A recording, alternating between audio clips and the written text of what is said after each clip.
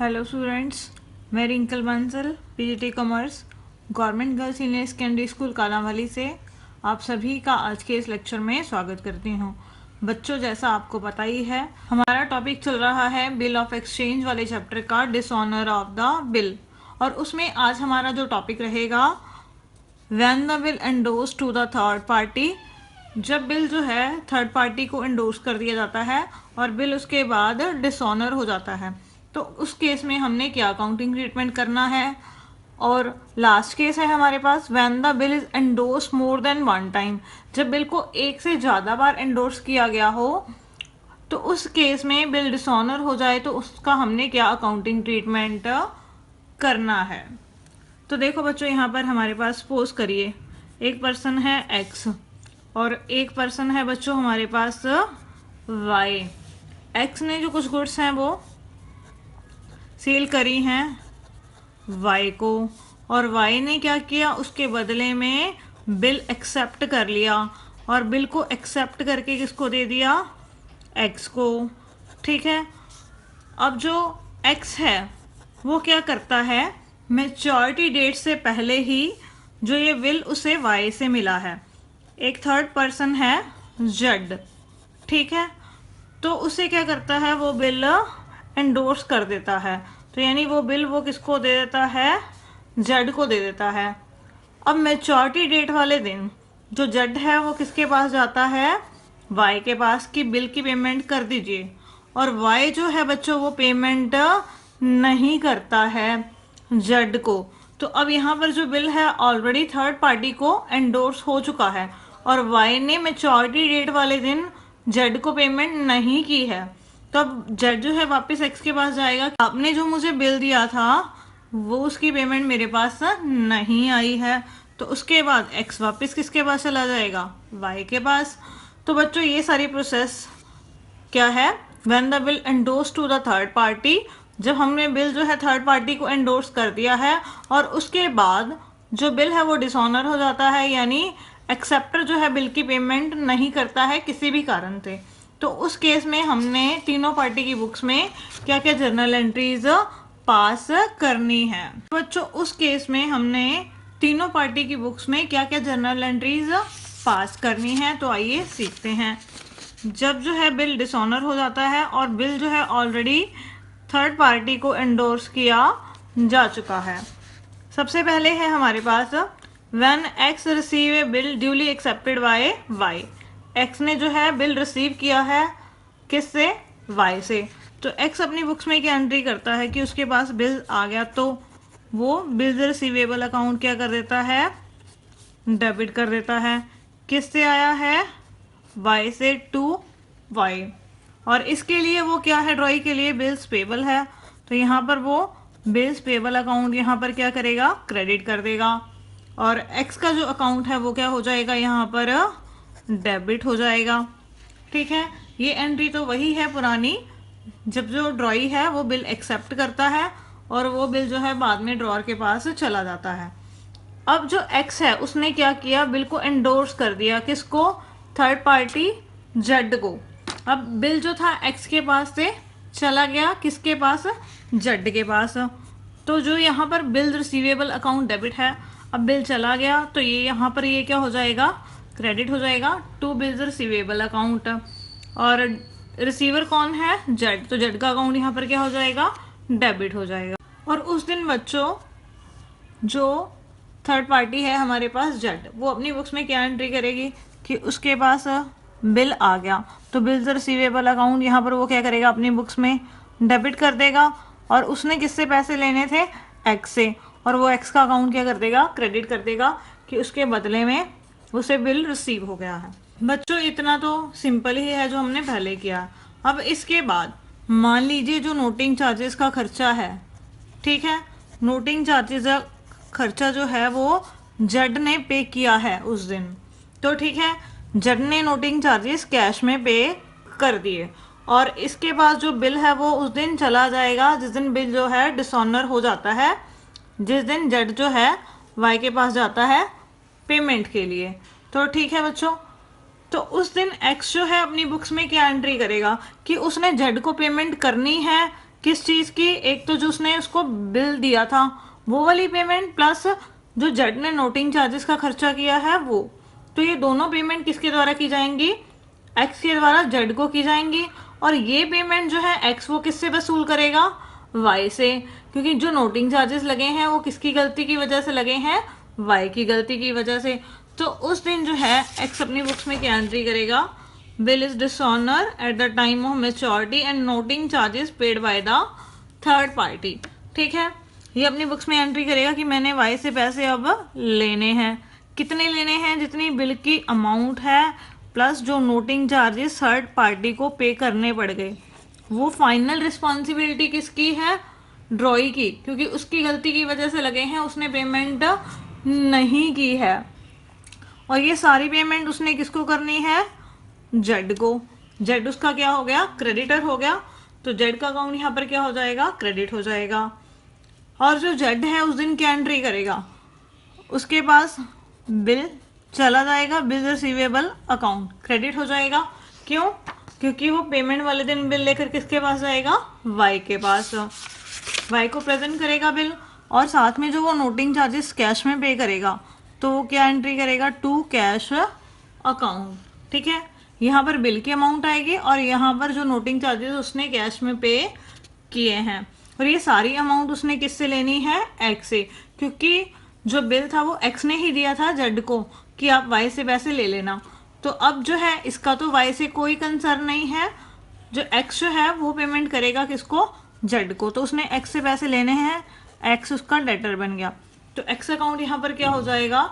Debit हो जाएगा। उसके बाद जो हमारे पास है वाई, ठीक है, वो एंट्री क्या करेगा? उसका जेड से कोई कंसर्न नहीं है, क्योंकि उसने तो बिल किसको लिखा था? एक्स को। अब उसने जो है एक्स को पैसे देने हैं। ठीक है, एक्स उसका क्रेडिटर हो गया वाई का। और जो बिल है बच्चों वो उस दिन उसके पास वापस आ गया। तो बिल्स पेबल अकाउंट यहाँ पर क्या होगा? डेबिट हो जाएगा। और साथ में नोटिंग चार्जेस उसको पे करने पड़ेंगे, तो वो उसका खर्चा है। तो नोटिंग चार्जेस अकाउंट यहाँ पर भी क्या हो जाएगा? डेबिट हो जाएगा। तो ये एंट्रीज पास होंगी अलग अलग पार्टीज की बुक्स में जिस दिन जो बिल है वो डिसऑनर हुआ है और डिसऑनर होने से पहले वो थर्ड पार्टी को एंडोर्स किया जा चुका है। उसके बाद है न्यू बिल एक्सेप्टेड बाय ड्रॉई। जो नया बिल है वो ड्रॉई ने एक्सेप्ट कर लिया है। ठीक है, ड्रॉई कौन है यहाँ पर? वाई। अब मेच्योरिटी डेट वाले दिन जब एक्स वाई के पास गया कि आपने बिल की पेमेंट नहीं करी जेड को, तो अब क्या करें? तो वाई क्या कहता है कि आप एक नया बिल जो है वो मुझे लिख दीजिए, कुछ टाइम और दे दीजिए, मैं आपको पेमेंट कर दूंगा बाद में। जेड कहता है मान लीजिए आप मुझे 3 महीने और दे दीजिए, जितना टाइम आप मुझे दोगे उतने महीनों का जो इंटरेस्ट होगा वो भी आप क्या करना? बिल की अमाउंट में ही क्या कर लेना? ऐड कर लेना। तो ठीक है बच्चों, तो एक्स ने उसको न्यू बिल जो है उससे ड्रॉ करके ले लिया है। ठीक है, तो यहाँ पर जो है नया बिल जो ड्रॉई एक्सेप्ट करेगा तो उसकी एंट्री क्या होगी? वही same entry, X account debit to bills payable account. और बच्चों बिल की अमाउंट कितनी होगी यहाँ पर? जितनी पुरानी बिल की अमाउंट थी प्लस जो नोटिंग चार्जेस हैं वो भी साथ में।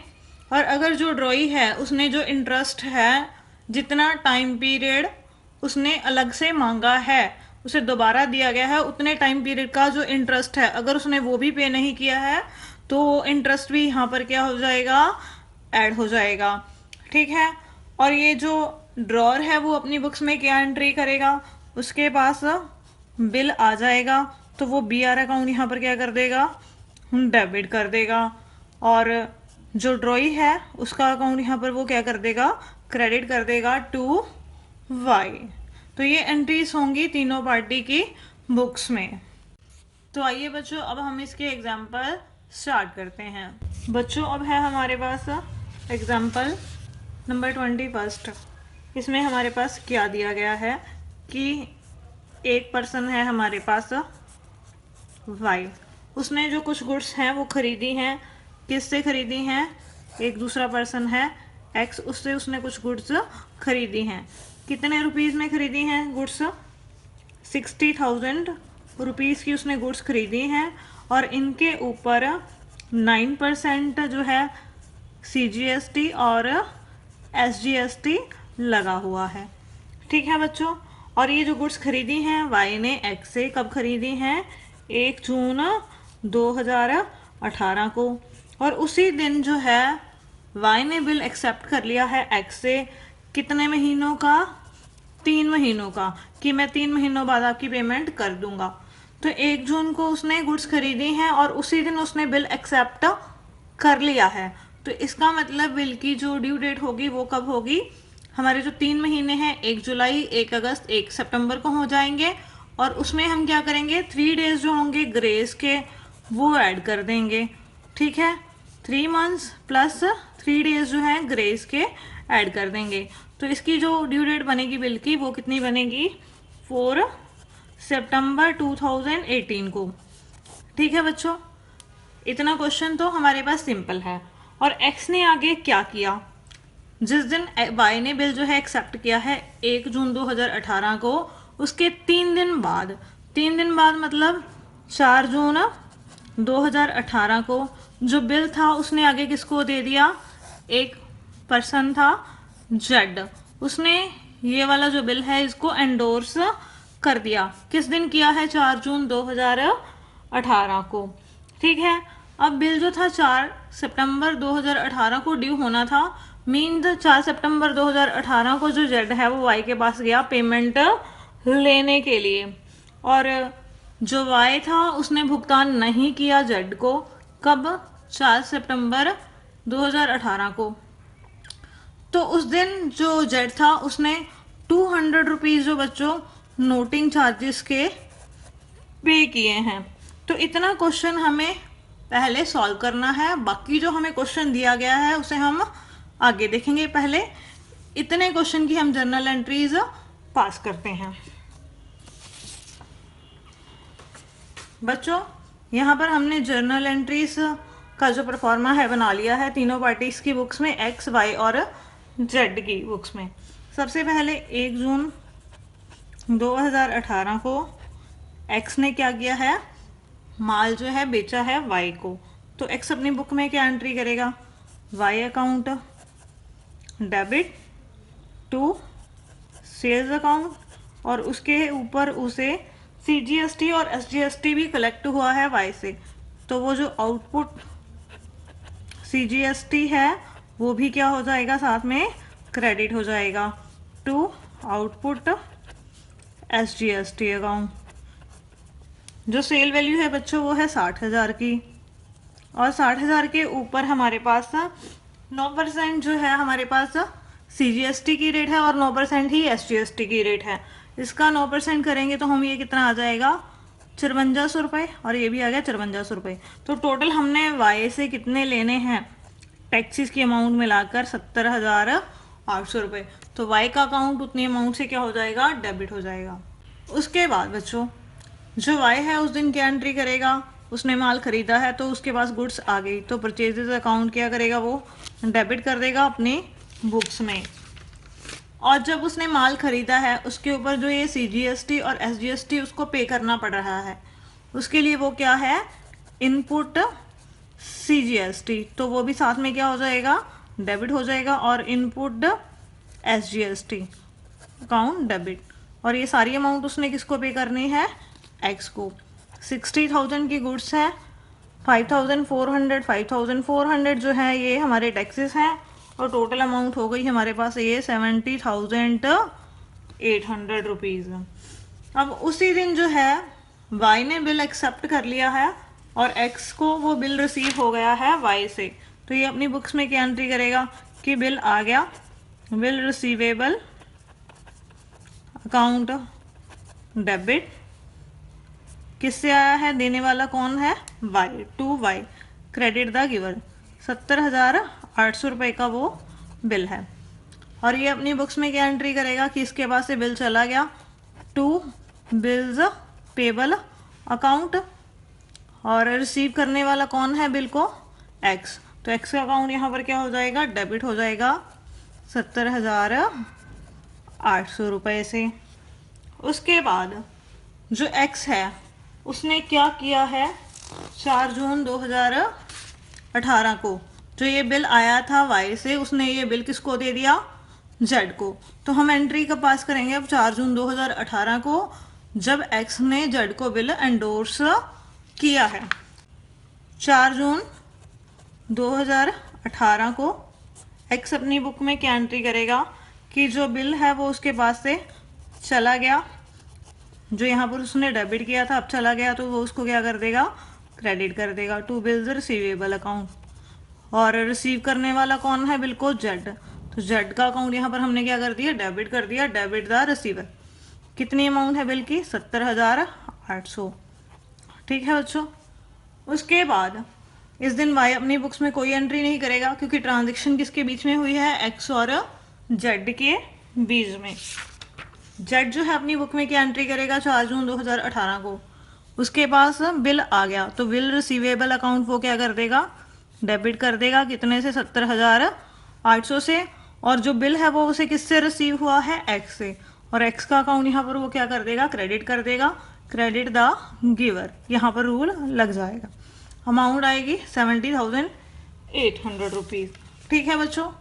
इसके बाद अब जो बिल है वो मैच्योर होगा कब, 4 सितंबर 2018 को, जब जेड जो है वाई के पास पेमेंट लेने के लिए जाएगा और बिल क्या हो जाएगा, डिसऑनर हो जाएगा। तो उस दिन तीनों पार्टीज अपनी अपनी बुक्स में क्या एंट्री पास करेंगी।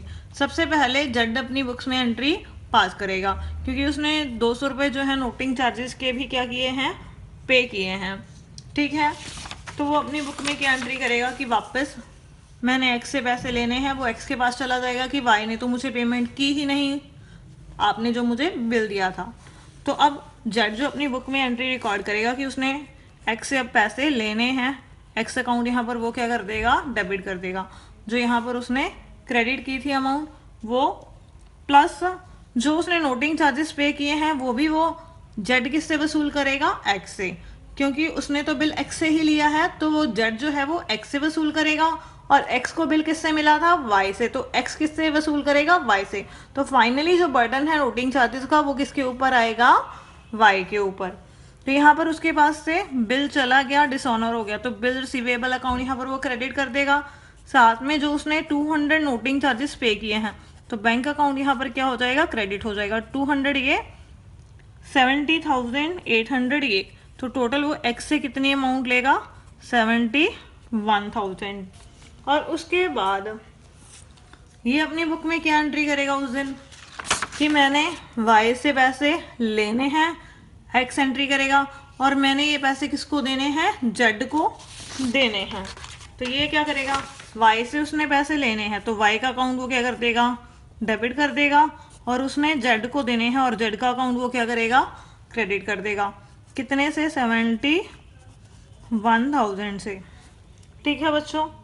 और जो हमारा एक्सेप्टर है बिल का, वो एंट्री क्या करेगा कि उसके पास बिल वापस आ गया डिसऑनर होकर, तो वो बिल्स पेबल अकाउंट डेबिट कर देगा, और जो नोटिंग चार्जेस उसको पे करने पड़ेंगे वो उसका क्या है, खर्चा है, तो नोटिंग चार्जेस अकाउंट वो क्या करेगा, यहाँ पर डेबिट कर देगा।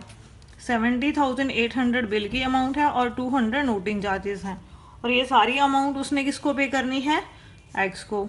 तो एक्स का अकाउंट क्या हो जाएगा, यहाँ पर क्रेडिट हो जाएगा 71,000 से। इतना क्वेश्चन बच्चों हमने अभी पढ़ लिया था। बच्चों आगे हमें क्वेश्चन में क्या दिया गया है कि जिस दिन बिल ड्यू होना था, यानी 4 सितंबर 2018 को, ठीक है, इस दिन बिल डिसऑनर हो गया। बिल डिसऑनर होने के 3 दिनों बाद, यानी 3 दिन हम ऐड करेंगे तो कितनी तारीख बनेगी, 7 सितंबर 2018। तो उसने क्या किया, एक्स ने 7 सितंबर 2018 को जेड को क्या कर दी, पूरी पेमेंट कर दी, यानी इसका हिसाब ख़त्म कर दिया उसने बोला कि आप मेरे से पेमेंट कैश में ले लो, मैं आपको पेमेंट कर देता हूँ। ठीक है, तो अब हमने एंट्री पास करनी है 7 सितंबर 2018 को किसकी बुक्स में, एक्स और जेड की बुक्स में। और उसके बाद हमें क्या कहा गया है कि जिस दिन बिल डिसऑनर हुआ है 4 सितंबर 2018 को, उसके 15 दिनों बाद, ठीक है, यानी 15 डेज उसमें हम ऐड करेंगे, जो हमारा बिल था डिसऑनर हुआ है 4 सितंबर 2018 को, उसमें 15 दिन ऐड करेंगे तो डेट बनेगी हमारे पास 19 सितंबर 2018 की। 19 सितंबर 2018 को वाई कहता एक्स को कि आप 20,000 रुपये तो मेरे से क्या ले लो, कैश ले लो, मैं आपको कैश पेमेंट कर देता हूँ, ठीक है। और आप बाकी जो बची हुई पेमेंट है उसके लिए मेरे को आप थोड़ा सा टाइम और दे दो। और उसने कितना टाइम मांगा है बाकी अमाउंट के लिए? 2 महीने, ठीक है। एक्स कहता नहीं ठीक नहीं है, तो वो कहता कोई बात नहीं, आप मुझे 2 महीने दे दो, प्लस मैं आपको 900 रुपीज़ जो हैं इंटरेस्ट के भी पे करने के लिए तैयार हूँ। तो बच्चों एक्स क्या कहता है कि हाँ चलो ठीक है, तो वाई क्या करता है, नया बिल एक्सेप्ट करके एक्स को दे देता है और बाद में उसकी टाइमली पेमेंट कर देता है। तो सबसे पहले इतना क्वेश्चन करने से पहले हम पहले एंट्री करेंगे 7 सितंबर 2018 को एक्स और जेड की बुक्स में।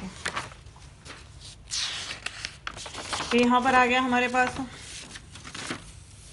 7 सितंबर 2018 को एक्स ने पेमेंट कर दी है जेड को, तो उसके बाद से कैश चला गया, पैसे चले गए, तो वो बैंक अकाउंट क्या करेगा, अपनी बुक्स में क्रेडिट कर देगा।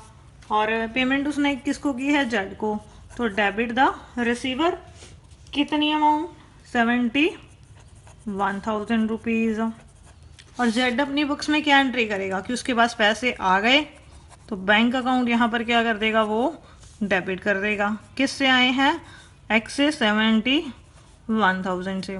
तो इन दोनों के बीच में जो हिसाब था वो ख़त्म हो गया, एक्स ने जेड को पेमेंट कर दी। उस दिन वाई अपनी बुक्स में कोई एंट्री रिकॉर्ड नहीं करेगा। अब जो एंट्री होगी नेक्स्ट वो कितनी तारीख को होगी हमारे पास, 19 सितंबर को वाई ने एक्स को 20,000 रुपये पे किए हैं। तो 19 सितंबर को हम एंट्री डाल देते हैं।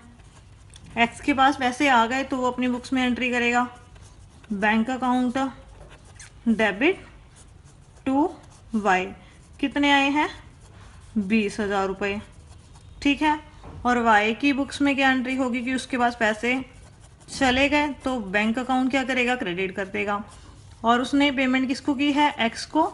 रिसीव करने वाला कौन है, पेमेंट एक्स, तो रिसीवर का अकाउंट हमने यहाँ पर डेबिट कर दिया, कितने से, 20,000 से, ठीक है बच्चों। और इसी दिन उसने बोला है कि जो 900 रुपीज़ आपका जो 2 महीनों का इंटरेस्ट बनेगा वो मैं आपको पे कर दूंगा। तो यानी इंटरेस्ट क्या हो जाएगा, उसी दिन ड्यू हो जाएगा। जो 2 महीने क्या करेगा, हमें नए बिल का जो टाइम लेगा और उसके बदले में वो हमें इंटरेस्ट पे करेगा। तो वाई का अकाउंट यहाँ पर क्या हो जाएगा, डेबिट। हमने उससे पैसे लेने हैं, किस चीज़ के लेने हैं, इंटरेस्ट के लेने हैं। तो इंटरेस्ट हमारी क्या है, इनकम है, एक्स क्यू से रिसीव होगा, credit all the income and gain, कितनी अमाउंट है, 900। और वाई अपनी बुक्स में क्या एंट्री करेगा, उसके लिए इंटरेस्ट खर्चा है, तो वो इंटरेस्ट अकाउंट यहाँ पर क्या कर देगा, डेबिट कर देगा। और उसने पैसे किसको देने हैं, इंटरेस्ट के, एक्स को, तो वो एक्स का अकाउंट यहाँ पर क्या कर देगा, क्रेडिट कर देगा, ठीक है बच्चों।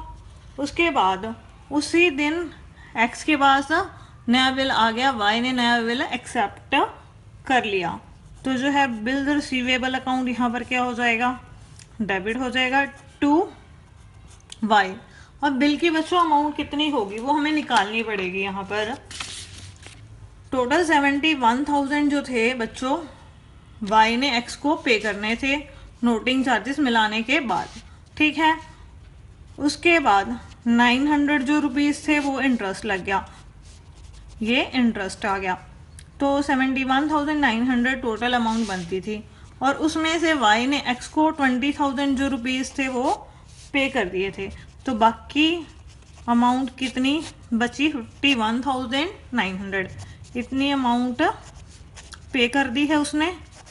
तो ये अब जो है इतनी अमाउंट का बिल ड्रॉ करेगा एक्स और वाई एक्सेप्ट करेगा। तो यहाँ पर बिल की अमाउंट आ गई 51,900। तो ये अपनी बुक में एंट्री करेगा बिल को एक्सेप्ट करने की, बिल्स पेबल अकाउंट क्रेडिट कर देगा वो, और एक्स का जो अकाउंट होगा वो डेबिट कर देगा 51,900 से। और उसके बाद हम बच्चों 19 सितंबर को उसने नया बिल एक्सेप्ट किया है वाई ने। तो अब इसकी मैच्योरिटी डेट कब बनेगी? 2 महीने हैं हमारे पास जो इसका टाइम है, ठीक है। तो हमारे जो 2 महीने होंगे वो 19 नवंबर 2018 को कंप्लीट हो जाएंगे। और उसमें हमने जो है 3 डेज जो ग्रेस के हैं वो ऐड करने ही करने हैं। तो इसका मतलब बिल की मैच्योरिटी डेट कब बनेगी? 22 नवंबर 2018 को वाई ने एक्स को पेमेंट कर दी है नए बिल की। तो यहाँ पर हम लिखेंगे 22 नवंबर 2018 को। इसके पास पैसे आ गए तो bank account debit to bills receivable account. कितनी अमाउंट से? 51,900 और ये अपनी बुक में क्या एंट्री करेगा कि पैसे चले गए, तो बैंक अकाउंट क्रेडिट कर देगा वो 51,900 से, और बिल उसके पास वापस आ गया तो बिल पेबल अकाउंट वो क्या कर देगा? डेबिट कर देगा 51,900 से। तो बच्चों आपको समझ में आ गया होगा कि जब बिल एंडोर्स हुआ है और एंडोर्स होने के बाद दोबारा बिल एक्सेप्ट किया गया है तो उस केस में हमने क्या क्या ट्रांजैक्शंस पास करनी है। और इसी के साथ हमारा क्वेश्चन कंप्लीट हो गया। बच्चों नेक्स्ट है हमारे पास 23rd इलस्ट्रेशन।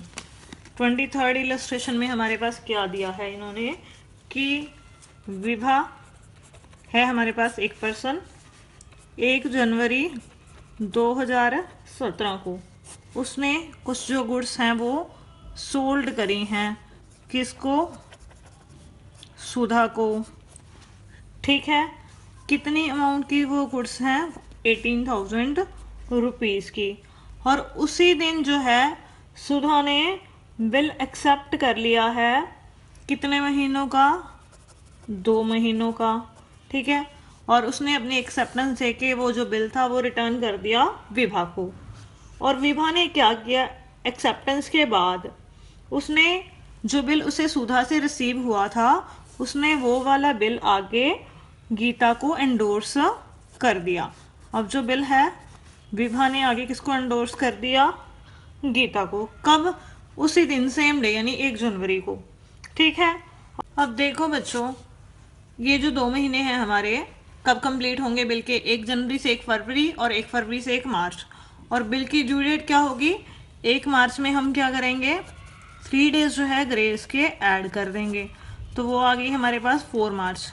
वो क्या आ गई? बिल की मैच्योरिटी डेट 4 मार्च 2017 को। लेकिन सुधा ने बिल मैच्योर होने के 5 दिन पहले ही विभा को मैसेज भेज दिया कि मैं आपको पेमेंट नहीं कर पाऊंगी 4 मार्च 2017 को। 5 दिन पहले ही उसने बता दिया, ठीक है बच्चों। उसने कब बताया विभा को? 4 मार्च को बिल की पेमेंट होनी थी, उसके 5 दिन उसने पहले बता दिया। मतलब 4 दिन तो ये निकल गए और एक दिन जो है 28 फरवरी का निकल गया। तो यानी उसने कब बताया हुआ? 27 फरवरी 2017 को। अब यहाँ पर हमने 29 फरवरी काउंट नहीं किया क्योंकि यहाँ पर जो है लीप ईयर हमारे पास नहीं है। 27 फरवरी 2017 को सुधा ने विभा को इन्फॉर्म कर दिया कि मैं आपको पेमेंट नहीं कर पाऊंगी टाइम से, और आप मुझे क्या कीजिए, एक नया बिल लिख दीजिए। उसके बदले में मैं आपको जितना टाइम आप मुझे दोगे नए बिल का, उसके लिए मैं आपको 200 रुपीज़ जो है वो इंटरेस्ट पे करने के लिए तैयार हूँ। तो विभा ने क्या किया? सुधा की जो रिक्वेस्ट थी वो एक्सेप्ट कर ली कि कोई बात नहीं, आप बाद में पेमेंट कर दीजिएगा और जो इंटरेस्ट है वो मैं आपसे ले लूँगी। अब विभा को पहले ही पता है कि मैच्योरिटी डेट वाले दिन गीता को पेमेंट नहीं होगी। उसने क्या किया? गीता से जो वो बिल था वो वापस ले लिया और बिल वापस लेके उसको कैंसिल कर दिया। और उसने साथ ही साथ गीता को क्या किया? कैश में पेमेंट कर दी। किस दिन? जिस दिन सुधा ने विभा को इन्फॉर्म किया, 27 फरवरी 2017 को, ठीक है। और विभा ने जो सुधा से नया बिल ड्रॉ कर लिया उसकी एक्सेप्टेंस लेने के बाद, और जो था टाइमली जो सुधा ने उसकी पेमेंट विभा को कर दी है। तो ठीक है बच्चों, और वो जो नया बिल है उसका जो टाइम पीरियड है वो कितना है? 1 महीने का, ठीक है। तो अब इसको हम सॉल्व करते हैं कॉपी पर। इसके एंट्रीज हमने पास करनी है, सिर्फ विभा की बुक्स में पास करनी है और किसी पार्टी की बुक्स में हमने पास नहीं करनी है। सबसे पहले 1 जनवरी 2017 को विभा ने जो है सुधा को माल बेचा है, तो सुधा का अकाउंट यहाँ पर क्या हो जाएगा, डेबिट हो जाएगा। माल चला गया तो टू सेल्स अकाउंट, कितने का, 18,000 रुपये का। और उसी दिन उसने बिल रिसीव कर लिया सुधा से, सुधा ने अपनी एक्सेप्टेंस दे दी है, तो इसके पास बिल आ गया, तो बिल द रिसीवेबल अकाउंट यहाँ पर क्या होगा, डेबिट हो जाएगा। और बिल देने वाला कौन है, सुधा, टू सुधा। कितनी अमाउंट है बिल की, 18,000 रुपीज़। और उसके बाद 1 जनवरी को ही जो है विभा ने बिल एंडोर्स कर दिया आगे किसको, गीता को। जो ये बिल आया था ये चला गया टू बिल रिसीवेबल अकाउंट, ठीक है। और रिसीव करने वाला कौन है बिल को, गीता, तो गीता का अकाउंट यहाँ पर क्या हो जाएगा, डेबिट। बिल की अमाउंट वही 18,000 रुपीज़। उसके बाद 27 फरवरी को, ठीक है, अब बिल जो है कैंसिल किया है विभा ने, कैंसिल किया है, एक तरह का डिसऑनर ही हो गया हमारे पास।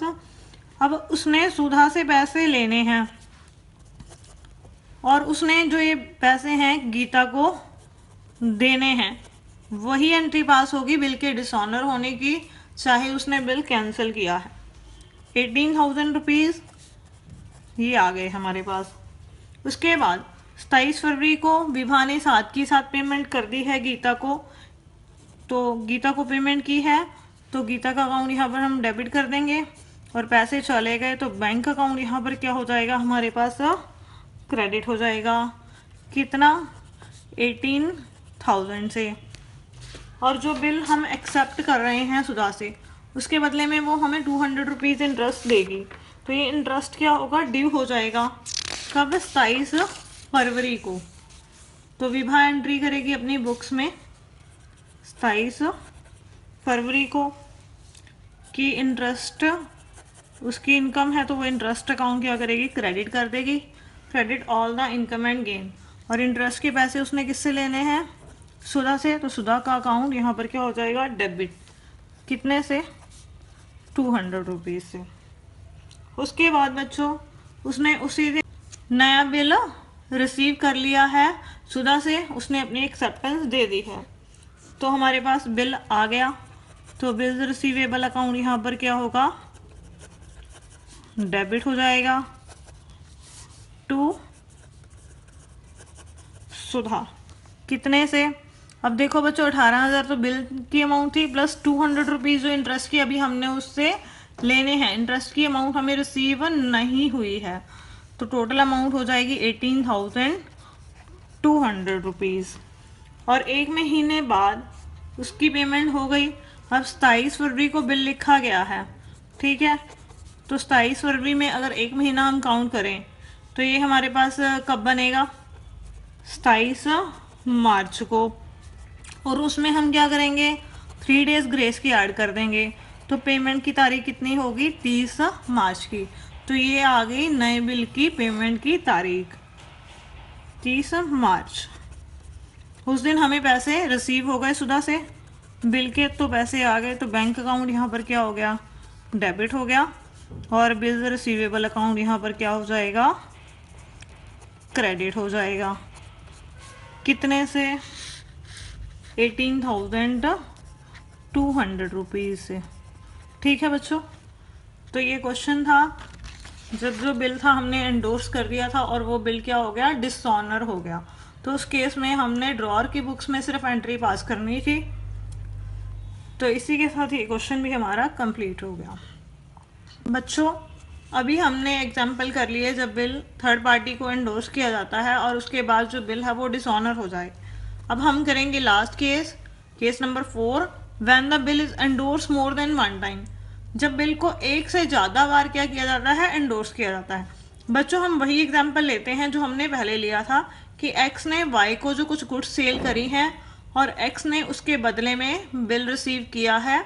वाई ने बिल एक्सेप्ट करके एक्स को दे दिया और एक्स ने क्या किया, उस बिल को आगे जेड को एंडोर्स कर दिया। जेड जो था वो एक्स का क्या था, क्रेडिटर था। जेड को पेमेंट करनी थी एक्स ने, तो उसने क्या किया, पेमेंट करने की बजाय वो बिल जो है जेड को एंडोर्स कर दिया।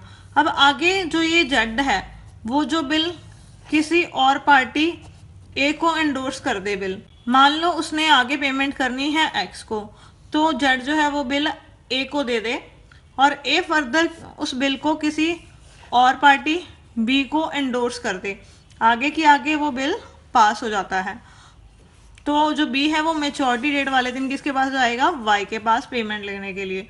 तो इसे बोला जाता है when the bill is endorse more than one time, जब बिल को एक से ज्यादा बार एंडोर्स किया जा रहा है। यहाँ पर पहले एक्स ने जेड को दिया, जेड ने फिर ए को दिया और ए ने आगे किसको एंडोर्स कर दिया, बी को। तो ठीक है बच्चों, तो उस केस में हमने क्या अकाउंटिंग ट्रीटमेंट करना है। तो बच्चों वही एंट्रीज पास होती हैं हमारे पास, कोई नई एंट्रीज नहीं है।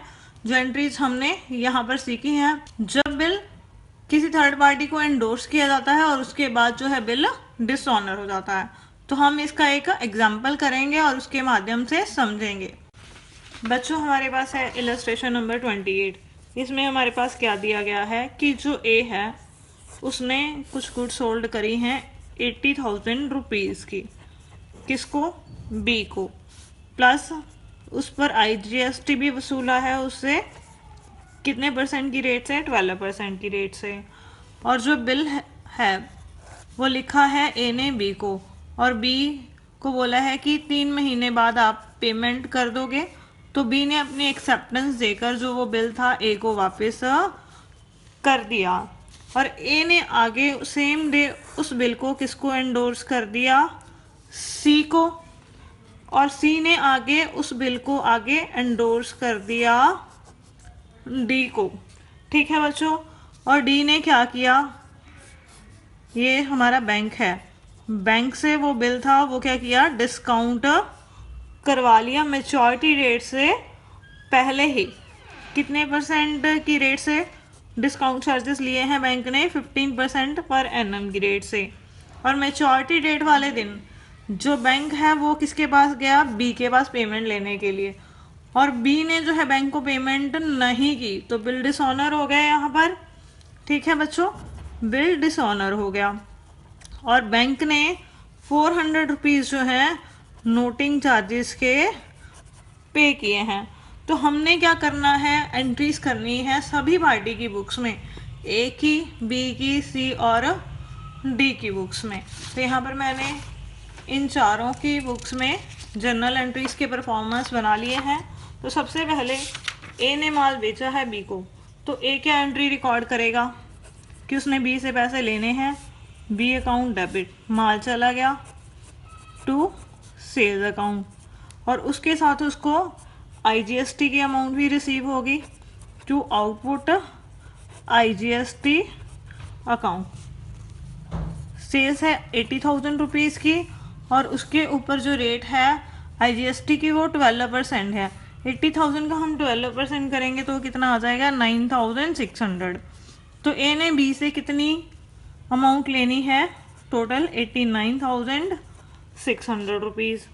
ठीक है, उस दिन बी अपनी बुक्स में क्या एंट्री करेगा, उसने माल खरीदा है तो परचेजेस अकाउंट यहाँ पर क्या हो जाएगा, डेबिट हो जाएगा, कितने से, 80,000 से, और उसको IGST पे करना पड़ेगा। तो वो क्या लिखेगा अपनी बुक में, इनपुट IGST। जब हम माल खरीदते हैं तो IGST जो हम पे करते हैं तो वो होता है इनपुट IGST, और ये उसने पेमेंट किसको करनी है, ए को। 9,600 IGST के अमाउंट है, टोटल उसने पेमेंट करनी है 89,600 की। और उसी दिन जो है बी ने बिल एक्सेप्ट कर लिया और ए ने वो बिल रिसीव कर लिया, तो इसके पास बिल आ गया। तो बिल रिसीवेबल अकाउंट यहाँ पर क्या हो जाएगा, डेबिट हो जाएगा टू बी, कितने से, 89,600 रुपीज़ से, और इसके पास से बिल चला गया तो to bills payable account bill receive करने वाला कौन है? ए। तो ए का अकाउंट यहाँ पर हमने डेबिट कर दिया 89,600 रुपीज़ से। ठीक है बच्चों, और ए ने आगे अब इस बिल को किसको एंडोर्स कर दिया? सी को। तो ये क्या एंट्री रिकॉर्ड करेगा कि बिल इसके पास से चला गया to bill the receivable account. Bill receive करने वाला कौन है? सी। और बिल की अमाउंट 89,600 उस दिन ये कोई एंट्री रिकॉर्ड नहीं करेगा बी, क्योंकि ट्रांजैक्शन ए और सी के बीच में हुई है। तो सी अपनी बुक्स में क्या एंट्री रिकॉर्ड करेगा कि उसके पास बिल जो है वो आ गया। तो बिल द रिसीवेबल अकाउंट वो क्या करेगा? डेबिट कर देगा। देने वाला कौन है? ए। ए का अकाउंट यहाँ पर क्रेडिट हो जाएगा कितने से? 89,600 रुपीज़ से। ठीक है, और आगे अब इस बिल को जो है सी ने किसको एंडोर्स कर दिया? डी को। अब ट्रांजैक्शन सी और डी के बीच में हुई है, तो एंट्रीज कौन पास करेंगे? सी और डी। ठीक है बच्चों, तो ये क्या एंट्री पास करेगा कि बिल इसके पास से चला गया, क्योंकि इसने आगे बिल एंडोर्स कर दिया to bill the receivable account. Bill अब रिसीव करने वाला कौन है? डी। तो डी का अकाउंट यहाँ पर क्या हो जाएगा? डेबिट 89,600। ठीक है बच्चों, उसके बाद डी अपनी बुक में क्या एंट्री पास करेगा कि बिल उसके पास आ गया। Bill the receivable account debit. देने वाला कौन है डी को? बिल सी टू सी। कितनी अमाउंट बिल की? 89,600। और अब जो ये डी है उसने ये बिल क्या किया है? बैंक से डिस्काउंट करवाया है। तो अब जो ट्रांजैक्शन होगी वो किसकी बुक्स में होगी? डी और बैंक के बीच में।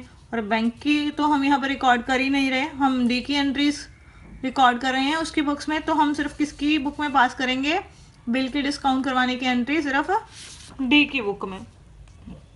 अब यहाँ पर उसने बिल डिस्काउंट करवा लिया तो बैंक में पैसे आ गए, तो बैंक अकाउंट यहाँ पर क्या हो जाएगा? डेबिट। और बैंक ने क्या किया? डिस्काउंट चार्जेस ले लिए, तो डिस्काउंट चार्जेस यहाँ पर क्या होंगे? उसका खर्चा है, तो वो भी साथ में हो जाएगा डेबिट। और जो ये बिल था वो उसने बैंक को दे दिया, तो ये बिल उसके पास से चला गया कितने रुपीज़ से? 89,600 रुपीज़ से। बच्चों अब हमें डिस्काउंट चार्जेस निकालने पड़ेंगे क्वेश्चन में। डी ने बैंक से बिल डिस्काउंट करवाया है, ये जो सारी ट्रांजेक्शन्स हैं सेम डेट को ही हुई हैं। ए ने सी को बिल दिया, मीन एंडोर्स कर दिया, सी ने आगे डी को एंडोर्स कर दिया, और डी ने सेम उसी दिन बैंक से उसको डिस्काउंट करवा लिया। हम ये मानकर चलते हैं क्योंकि क्वेश्चन में कोई भी डेट नहीं दी गई है कि किस दिन बिल इशू किया गया है, किस दिन डिस्काउंट करवाया गया है। तो बच्चों यानी बिल मैच्योर होने में हमारे पास कितने महीने पड़े हैं? अभी 3 महीने। टोटल जो अमाउंट थी वो 89,600 की थी, उसके ऊपर बैंक ने 15% जो है डिस्काउंट चार्जेस लिए हैं, उसकी रेट है 15%। और जो हमारा टाइम होगा वो कितना होगा? 3 महीनों का। तो हम क्या करेंगे? 3/12। तो इसको सॉल्व करेंगे तो ये आ जाएगा 3,360। ये किसकी अमाउंट है? डिस्काउंट चार्जेस की, जो बैंक ने डी से लिए हैं बिल की एवज में। तो यहाँ पर हम लिख देंगे 3,360। तो बैंक से हमें पेमेंट कितनी रिसीव हुई है? 86,240 की। तो ठीक है बच्चों, अब मेच्योरिटी की तारीख आ गई। उस दिन जो है बैंक अब किसके पास गया? बी के पास। तो बी ने पेमेंट नहीं की है, किसको? बैंक को। तो बैंक वापस किसके पास जाएगा पेमेंट लेने के लिए? डी के पास। डी बैंक को कितनी पेमेंट करेगा? 89,600 जो थी बिल की अमाउंट थी, प्लस बैंक ने 400 नोटिंग चार्जेस के पे किए हैं, तो टोटल अमाउंट यहाँ पर कितनी होगी? 90,000। अब ये अमाउंट बैंक किससे लेगा? डी से। और डी क्या करेगा? उसी दिन इसको पेमेंट कर देगा। डी ने ये अमाउंट किससे लेनी है? अब सारी सी से। तो वो अपनी बुक्स में सी का अकाउंट वापस से क्या करेगा? डेबिट कर देगा, और वो बैंक को पेमेंट कर देगा साथ की साथ टू बैंक अकाउंट। कितने रुपीस की? 90,000 की। ठीक है बच्चों, और जो अब सी है वो अपनी बुक्स में क्या एंट्री पास करेगा कि जो ये मैंने पेमेंट है, सी ने पेमेंट किससे लेनी है बच्चों? सी ने पेमेंट लेनी है ए से, और उसने आगे पेमेंट किसको करनी है? डी से। अब ए से उसने पैसे लेने हैं तो वो अपनी बुक में क्या करेगा? ए का अकाउंट डेबिट कर देगा, और उसने डी को पेमेंट करनी है तो डी का अकाउंट वो क्या करेगा? क्रेडिट कर देगा। कितने से? 90,000 से। ठीक है बच्चों। उसके बाद जो ए है वो अपनी बुक में क्या एंट्री रिकॉर्ड करेगा कि मैंने बी से पैसे लेने हैं और मैंने सी को पैसे आगे देने हैं, तो वो एंट्री कर देगा। बी का अकाउंट डेबिट कर देगा और सी का अकाउंट क्रेडिट कर देगा। जिससे पैसे लेने हैं उसका अकाउंट डेबिट और जिसको देने हैं उसका अकाउंट क्रेडिट। कितने से? 90,000 रुपये से। अब बी जो है एक्सेप्टर, वो अपनी बुक्स में क्या एंट्री करेगा कि जो वो बिल था वो उसके पास वापस आ गया। बिल्स पेबल अकाउंट डेबिट कितने से? 89,600 से। और नोटिंग चार्जेस इसी को भरने पड़ेंगे, तो वो नोटिंग चार्जेस इसका क्या हो गया? खर्चा हो गया। कितने का? 400 रुपीज़ से। ठीक है। और ये सारी पेमेंट उसने किसको करनी है? ए को। कितने से? 90,000 रुपीज़ से। और क्वेश्चन में हमें ये नहीं कहा कि बी ने पेमेंट कर दी ए को, तो वो वाली एंट्रीज हम आगे पास नहीं करेंगे। हमारा क्वेश्चन सिर्फ यहीं तक होगा। तो बच्चों आपने सीखा कि बिल को जब एक से ज़्यादा बार एंडोर्स किया जाता है तो अलग अलग पार्टीज़ की बुक्स में हमने क्या एंट्रीज करनी है। इसी के साथ हमारा ये क्वेश्चन भी कंप्लीट हो गया और हमारा जो चैप्टर है वो भी कंप्लीट हो गया। Thank you.